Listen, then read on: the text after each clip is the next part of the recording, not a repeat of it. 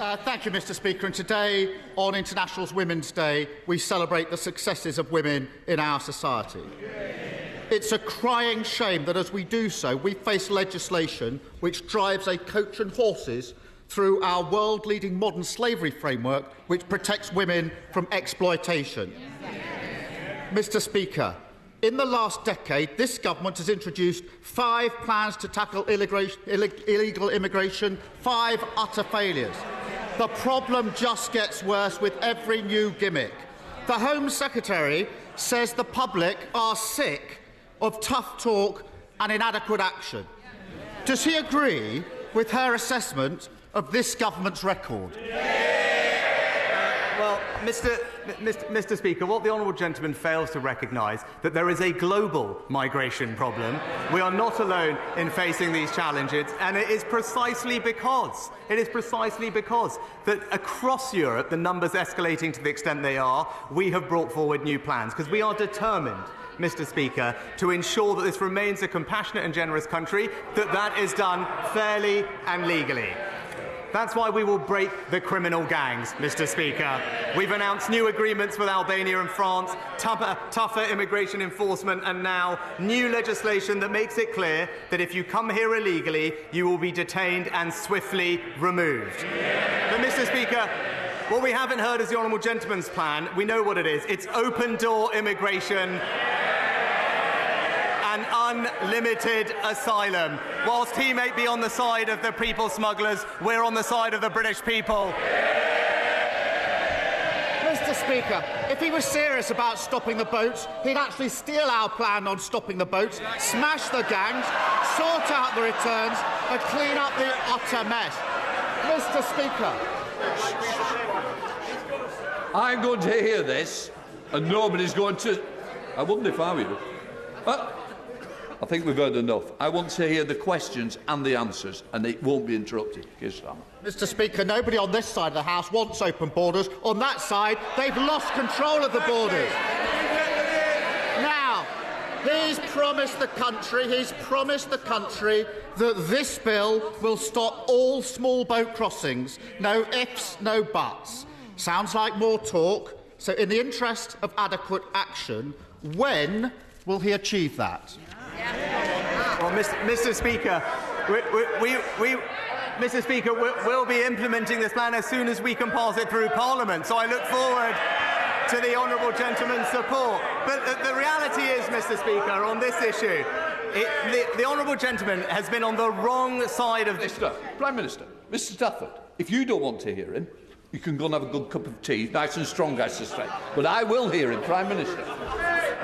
Mr. Speaker, the honourable gentleman has been on the wrong side of this issue his entire career. He described all immigration law as racist. He said it was a mistake to control immigration. And he has never, ever voted for tougher asylum laws. It is clear, Mr. Speaker, while he's in hock to the open border activists, we're on the side of the British people. Mr. Speaker, when I was in charge of prosecutions, I extradited countless rapists, and the conviction rate for people smuggling was twice what it is today. I voted against his legislation last time because I said it wouldn't work. Since it became law, the numbers have gone up. He's proved me right. He should be apologising, not gloating. The Prime Minister says they will detain people who aren't eligible to claim asylum here and then return them. Well, they already tried that under the last legislation. Last year, 18,000 people were deemed ineligible to apply for asylum. That's the easy bit, the talk. But as for the action, Prime Minister, how many of them have actually been returned? Mr. Speaker, as a result of the plans we brought forward, we have almost doubled the number of people returned this year. But he talked about laws. He talked about.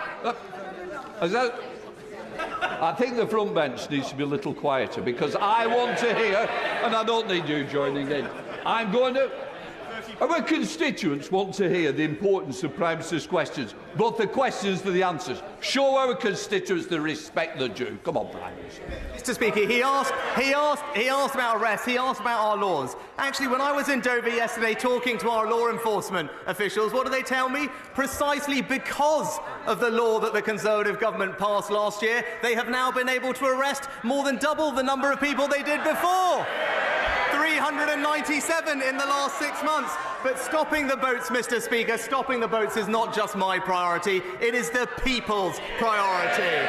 But his position on this is clear. He wanted to, in his words, scrap the Rwanda deal. He voted against measures to deport foreign criminals, Mr. Speaker, and he even argued against deportation flights. Well, and we know why, because on this matter, he talked about his legal background. He's just another lefty lawyer standing in our way.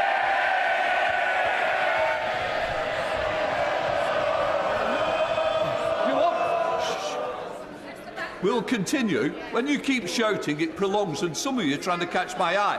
When you're disappointed, I don't want any complaints. Let's get through these questions so we might get some backbenching. Mr. Speaker, all that nonsense because he doesn't want to answer the question. Because he knows what the answer is. The number is 21. I thought he was a man of detail. 21 people out of the 18,000. And what happens to the rest? They sit in hotels and digs for months on end at the taxpayers' expense. Last year, he promised to end the hotel farce. That's the talk. But because of his mess, there are thousands of people who can't claim asylum and can't be returned. So where does he actually think they're going to end up? Mr. Speaker, he talks about the pressure on our asylum system. Right? We've actually got a clear plan to stop people coming here in the first place. Mr. Speaker, Labour have absolutely no plan on this issue because they simply don't want to tackle the problem. We introduced tougher sentences for people smugglers. They opposed it. We signed a deal with Rwanda. They opposed it. We are deporting foreign offenders as we speak. They oppose it. Order. I'm going to say to the member from Hull, save that good voice for the rugby match. You might be able to join Mr Stafford over that strong cup of tea. Prime Minister. Mr. Speaker, in fact, he opposed every single step of what we've done to try and stop this problem. In fact, his only contribution to this debate, well, we know what it is. In his own words, what did he say? We will defend free movement. That's the Labour Party for you, Mr. Speaker. Mr. Speaker, he stood there last year saying exactly the same thing. We said it wouldn't work. They passed the law. The numbers went up. Absolutely deluded. He can't say where they'll return people because they spent £140 million on Rwanda and it doesn't work. They can't say how they'll return people because this bill doesn't come with a single new return agreement. And they can't say when they'll fix the mess because it's more talk, more gimmicks, more promises to be broken. Now, a few months ago, I put to him that of the people who arrived on small boats, only 4% had been processed. He stood there and said, that's unacceptable. What's the number now? Mr. Speaker, as a result of what we've done, there are now 6,000 fewer people in the caseload of asylum backlog. We're hiring more caseworkers. We're increasing their productivity. And again, he's mistaken when it comes to returns, Mr. Speaker, because we do have returns agreements with India, with Pakistan, with Serbia, with Nigeria, and crucially, now with Albania, where we are returning hundreds of people, Mr. Speaker. But look, our position on this is clear.